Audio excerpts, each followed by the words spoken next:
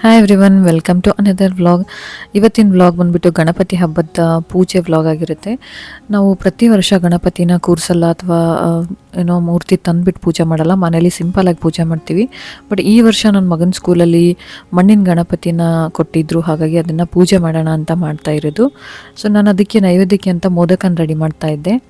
3 ಕಪ್ಪು ನೀರು ಹಾಕಿ ಬಿಸಿ ಕಾಯೋದಕ್ಕೆ ಬಿಟ್ಟು, ಅದಾದಮೇಲೆ 2 ಕಪ್ಪಷ್ಟು ಅಕ್ಕಿ ಹಿಟ್ಟು ಹಾಕ್ಕೊಂಡು ಕಲಿಸ್ಕೊಂಡೆ. ಅಕ್ಕಿ ಹಿಟ್ಟು ಹಾಕಿ ಕಲಿಸ್ಬೇಕಾದ್ರೆ ಸ್ವಲ್ಪ ತೆಳು ಅಂತ ಅನಿಸ್ತಾಯಿತ್ತು, ಹಾಗಾಗಿ ಇನ್ನೊಂದು ಸ್ವಲ್ಪ ಜಾಸ್ತಿ ಹಾಕಿ ಕಲಿಸ್ಕೊಂಡೆ, 2.5 ಕಪ್ಪು. ಸೊ ನೀವು ನೋಡಿಕೊಂಡು ಹಾಕ್ಕೊಂಡು ಕಳಿಸ್ಕೊಳ್ಳಿ. ನಾನು ಫಸ್ಟ್ ಟೈಮ್ ಮಾಡಿರೋದ್ರಿಂದ ಕನ್ಸಿಸ್ಟೆನ್ಸಿ ಗೊತ್ತಾಗಲಿಲ್ಲ. ಸೊ 3 ಕಪ್ ನೀರಿಗೆ 2.5 ಕಪ್ಪು ಅಥವಾ 2.5 ಕಪ್ಗಿಂತ ಜಾಸ್ತಿನೇ ಅಕ್ಕಿ ಹಿಟ್ಟು ಹಾಕ್ಕೊಂಡ್ರೂ ಹಿಟ್ಟು ಚೆನ್ನಾಗಿ ಗಟ್ಟಿಯಾಗಿ ಬರುತ್ತೆ. ಈ ಥರ ನಾನು ಇನ್ನೊಂದು ತಟ್ಟೆಗೆ ಹಾಕ್ಕೊಂಡು ಇದನ್ನು ಆರೋದಕ್ಕೆ ಬಿಟ್ಟು ಚೆನ್ನಾಗಿ ನಾದ್ಕೋತೀನಿ. ಇವಾಗ ಸ್ವಲ್ಪ ಹಿಟ್ಟು ಹಾಕ್ಕೊಂಡು ನಾದ್ಕೊಂಡಿರೋದು ನೋಡ್ತಾ ಇರ್ಬೋದು. ಇದಾದಮೇಲೆ ನಾನು ಒಂದು ಕಡಾಯಿಗೆ ತುಪ್ಪ ಹಾಕ್ಕೊಂಡು ಇದನ್ನು ಕರಗೋದಕ್ಕೆ ಬಿಟ್ಟು, ಇದಕ್ಕೆ ನಾನು ಹಸಿ ಕೊಬ್ಬರಿನ ತುರಿದಿರೋದಿಟ್ಟಿದ್ದೆ, ಅದನ್ನು ಫ್ರೈ ಮಾಡ್ತಾಯಿದ್ದೀನಿ. ಹಸಿ ಕೊಬ್ಬರಿ ಆದರೆ ಟೇಸ್ಟ್ ತುಂಬ ಚೆನ್ನಾಗಿ ಬರುತ್ತೆ, ಹಾಗಾಗಿ ಹಸಿ ಕೊಬ್ಬರಿನೇ ನಾನು ಫ್ರೈ ಮಾಡ್ತಾಯಿದ್ದೆ. ಸೊ ಇವಾಗ ಇದಕ್ಕೆ 1 ಕಪ್ ಕೊಬ್ಬರಿಗೆ 1 ಕಪ್ ಬೆಲ್ಲನ ಹಾಕ್ತಾಯಿದ್ದೀನಿ. ನೀವು ಸ್ವೀಟ್ ಜಾಸ್ತಿ ತಿನ್ನೋರಾದರೆ 1.5 ಕಪ್ ಬೆಲ್ಲನೂ ಹಾಕೋಬೋದು. ಸೊ ನಮಗೆ 1 ಕಪ್ ಬೆಲ್ಲನೇ ತುಂಬ ಸ್ವೀಟ್ ಅನಿಸುತ್ತೆ. ಇದಕ್ಕೆ ಬಾದಾಮಿ, ಗೋಡಂಬಿ ಮತ್ತು ಏಲಕ್ಕಿ ಪೌಡ್ರನ್ನ ಹಾಕ್ತಾಯಿದ್ದೀನಿ. ಫ್ರೈ ಮಾಡಬೇಕಾದ್ರೇ ಹಾಕ್ಕೊಂಡ್ರೆ ಸ್ವಲ್ಪ ಘಮ ಬರುತ್ತೆ, ಹಾಗಾಗಿ ಇದರಲ್ಲೇ ಹಾಕ್ಕೊಂಡು ಫ್ರೈ ಮಾಡ್ತಾಯಿದ್ದೀನಿ. ಬೆಲ್ಲನ ಸ್ವಲ್ಪ ಸಣ್ಣದಾಗಿ ಕುಟ್ಬಿಟ್ಟು ಹಾಕಿದ್ರೆ ಜಾಸ್ತಿ ಟೈಮ್ ಹಿಡಿಯಲ್ಲ ಫ್ರೈ ಮಾಡೋದಕ್ಕೆ. ಈ ಮೋದಕದ್ದು ನಂದು ಮಾಡೋದು ತೊಗೊಂಬಂದಿದ್ದೆ. ಇದಕ್ಕೆ ನಾವು ಸ್ವಲ್ಪ ತುಪ್ಪನ ಹಚ್ಚಿ ಫಸ್ಟಲ್ಲಿ, ಅದಾದಮೇಲೆ ಹಿಟ್ಟೇನು ಮಾಡಿರ್ತೀವಲ್ಲ ಅಕ್ಕಿ ಹಿಟ್ಟು, ಅದನ್ನು ಹಾಕಿ ಈ ಥರ ಒಂದು ಬೆರಳಲ್ಲಿ ಪ್ರೆಸ್ ಮಾಡ್ತಾ ಹೋಗಬೇಕು. ನೀವು ಒಳಗಡೆ ಈ ಥರ ಒಳಗಡೆಯಿಂದ ಪ್ರೆಸ್ ಮಾಡಿದಾಗ ಒಂದು ಹೋಲ್ ಫಾರ್ಮ್ ಆಗುತ್ತೆ. ಆವಾಗ ನೀವು ಕೊಬ್ಬರಿದೇನು ಫ್ರೈ ಮಾಡಿಟ್ಟಿದ್ವಲ್ಲ ಅದನ್ನು ಒಂದು ಉಂಡೆ ಥರ ಮಾಡಿ ಅದನ್ನು ಇದ್ರೊಳಗಡೆ ಸ್ಟಫ್ ಮಾಡಬೇಕು. ಈ ಥರ ಸ್ಟಫ್ ಮಾಡಿ ಒಂದು ಸ್ವಲ್ಪ ಪ್ರೆಸ್ ಮಾಡಬೇಕು, ಕಂಪ್ಲೀಟಾಗಿ ಫಿಲ್ ಆಗುತ್ತೆ. ಈ ಗ್ಯಾಪ್ ಏನಿದೆ ಇದನ್ನು ಮತ್ತೆ ಒಂದು ಸ್ವಲ್ಪ ಹಿಟ್ಟು ತೊಗೊಂಡು ಅದನ್ನು ಫಿಲ್ ಮಾಡಬೇಕು. ಹಾಗಾದರೆ ನೀಟಾಗಿ ಶೇಪ್ ಬರುತ್ತೆ. ಇವಾಗ ಚೆನ್ನಾಗಿ ಫಿಲ್ ಮಾಡಿ ಗ್ಯಾಪ್ನ ಎಲ್ಲ, ಸೊ ಲೀಕ್ ಆಗಬಾರ್ದು ಕೊಬ್ಬರಿ, ಆ ಥರ ಫಿಲ್ ಮಾಡಿದ್ರೆ ಚೆನ್ನಾಗಿರುತ್ತೆ. ಈಗ ಓಪನ್ ಮಾಡಿದಾಗ ನೋಡಿ ಶೇಪ್ ಎಷ್ಟು ಚೆನ್ನಾಗಿ ಬಂದಿದೆ ಅಂತ. ಸೊ ಇದೇ ಥರ ನಾನು 11 ಮೋದಕನ ಮಾಡ್ತಾ ಹೋಗ್ತೀನಿ. ಸೊ 1-2 ಎಕ್ಸ್ಟ್ರಾನೂ ಮಾಡಿರ್ತೀನಿ.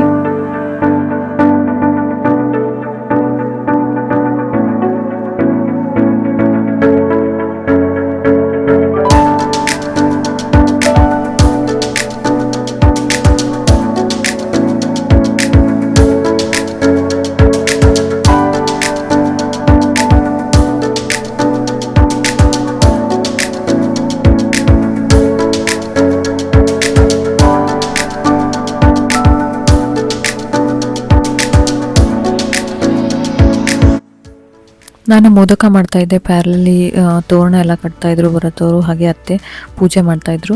ಸೊ ನಂದು ಮೋದಕ ರೆಡಿ ಆಯಿತು. ಟೋಟಲ್ 13ರಿಂದ 14 ಮೋದಕ ರೆಡಿ ಆಯಿತು. ಸೊ ಇದನ್ನು ಇವಾಗ ಬೇಯಿಸ್ಬೇಕು ಅಲ್ಲ, ಅದನ್ನು ಬೇಯಿಸೋದಕ್ಕೆ ರೆಡಿ ಮಾಡ್ತೀನಿ. ಅಷ್ಟೊತ್ತಿಗೆ ಅತ್ತೆ ಕೊಟ್ಟಿರೋ ಗಣಪತಿಗೆ ಸ್ವಲ್ಪ ಕುಂಕುಮ, ಈ ವಿಭೂತಿನೆಲ್ಲ ಹಚ್ತಾಯಿದ್ರು. ಎಷ್ಟು ಕ್ಯೂಟಾಗಿದೆ ನೋಡಿ. ಒಂದು ಸ್ಕೂಲಲ್ಲಿ ಕೊಟ್ಟಿರೋದು. ಇದ್ರ ಒಳಗಡೆ ತುಳಸಿ ಬೀಜನ ಇಟ್ಬಿಟ್ಟು ಕೊಟ್ಟಿದ್ದಾರೆ. ಸೊ ನೀವು ಅದನ್ನು ನೀರಲ್ಲಿ ಮುಳುಗಿಸಿ ಅದು ಮಣ್ಣಾದಾಗ ಅದನ್ನು ಒಂದು ಪಾಟಲ್ಲಿ ಹಾಕಿದ್ರೆ ಅದು ತುಳಸಿ ಗಿಡ ಆಗುತ್ತೆ ಅಂತ ನಮಗೆ ಮೆಸೇಜ್ ಹಾಕಿದ್ರು. ಸೊ ಇದನ್ನು ಮುಗಿದ ಮೇಲೆ ನಾವು ಸಂಜೆ ವಿಸರ್ಜನೆ ಕೂಡ ಮಾಡಿದ್ವಿ, ಅದನ್ನು ನಿಮಗೆ ಮುಂದೆ ನೋಡೋದಕ್ಕೆ ಸಿಗುತ್ತೆ. ಈಗ ಪೂಜೆ ಮಾಡಬೇಕಾದ್ರೆ ಕಡಲೆ ಹಾರ ಮಾಡಿದ್ರು ಅತ್ತೆ, ಅದನ್ನು ಹಾಕಿ ಈಗ ಒಂದೊಂದಾಗಿ ರೆಡಿ ಮಾಡ್ತಾ ಹೋಗ್ತಾರೆ. ಎಕ್ಕೆ ಹೂವು ಹಾರ ಕೂಡ ತಂದಿದ್ವಿ, ಸೊ ಅದನ್ನು ಕೂಡ ಇಡ್ತಾರೆ. ಪ್ಯಾರಲಲ್ಲಿ ನಾನು ಮೋದಕ ಬೇಯಿಸೋದಕ್ಕೆ ಇಟ್ಟಿದ್ದೆ ಆಗಲೇ ಇಡ್ಲಿ ಪಾತ್ರೆಯಲ್ಲಿ. ಸೊ ಅದನ್ನು ತೆಗೆದು ನೋಡ್ತಾ ಇದ್ದೀನಿ. ಇವಾಗ 15 ಮಿನಿಟ್ಸ್ ನಾವು ಇಡ್ಲಿ ಹೇಗೆ ಬೇಯಿಸ್ತೀವಿ ಅದೇ ಥರ ಇದನ್ನು ಬೇಯಿಸೋದು. ಇದು ದೊಡ್ಡ ಸೈಜು ಆಗುತ್ತಲ್ಲ, ಆವಾಗ ಇಡ್ಲಿ ಪಾತ್ರೆಯಲ್ಲಿ ಒಂದೊಂದು ಲೇಯರ್ ಇಟ್ಟಾಗ ಸ್ವಲ್ಪ ಪ್ರೆಸ್ ಆಗುತ್ತೆ, ಹಾಗಾಗಿ ನೋಡ್ಕೊಂಡಿರಿ. ಇಲ್ಲಾಂದರೆ ಸಪ್ರೇಟಾಗಿನೂ ಬೇಯಿಸ್ಕೋಬೋದು ನೀವು. ಇವಾಗ ನೈವೇದ್ಯಕ್ಕೆಲ್ಲ ರೆಡಿ ಆಯಿತು. ಹೂವು, ಹಣ್ಣು, ಎಲೆ, ಅಡಿಕೆ ಎಲ್ಲ, ಮೋದಕ ಇದನ್ನೆಲ್ಲ ರೆಡಿ ಮಾಡಿಟ್ಟು ಅತ್ತೆ ಇವಾಗ ಪೂಜೆ ಮಾಡೋದಕ್ಕೆ ಸ್ಟಾರ್ಟ್ ಮಾಡ್ತಾರೆ.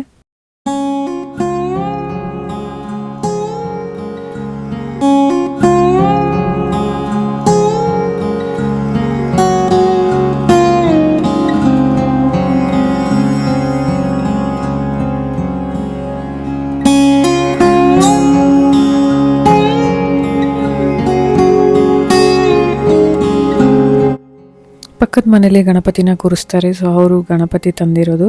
ಇವಾಗ ಕಳಸ ಎಲ್ಲ ಬೆಳಗ್ಗೆ ಪೂಜೆ ಮಾಡಿ ಗಣಪತಿನ ಒಳಗಡೆ ಕರ್ಕೊತಾರೆ.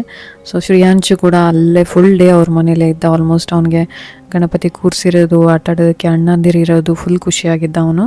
ಸೊ ಹಾಗಾಗಿ ನಮ್ಮ ಮನೇಲಿ ಗಣಪತಿ ಅವನು ಏನೂ ಮಾಡಲಿಲ್ಲ, ವಿಸರ್ಜನೆನೂ ಮಾಡಲಿಲ್ಲ, ಪೂಜೆನೂ ಮಾಡಲಿಲ್ಲ, ಅಲ್ಲೇ ಇದ್ದ. ಸೊ ಇವಾಗ ಆ ಮನೇಲಿ ಪೂಜೆ ಮಾಡಿ ಗಣಪತಿನ ಒಳಗಡೆ ತಗೋತಾ ಇರೋದು.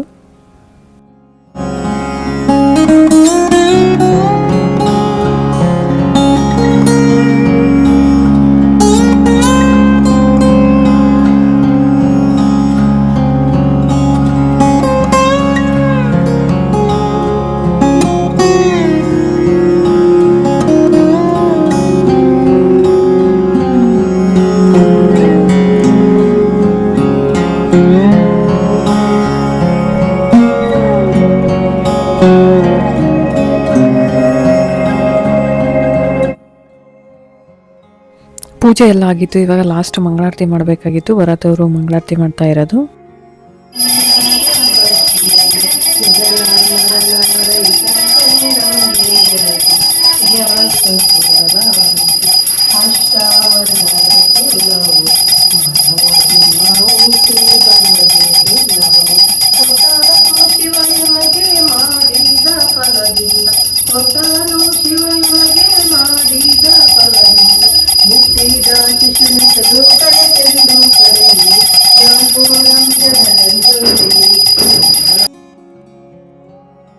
ಸಂಜೆ ಗಣಪತಿ ವಿಸರ್ಜನೆಗೆ ಅಂತ ಈ ತಟ್ಟೆ ರೆಡಿ ಮಾಡಿಟ್ಟಿರೋದು ಎಲ್ಲ ದೇವ್ರ ಪೂಜೆಗೆ ಅಂತ.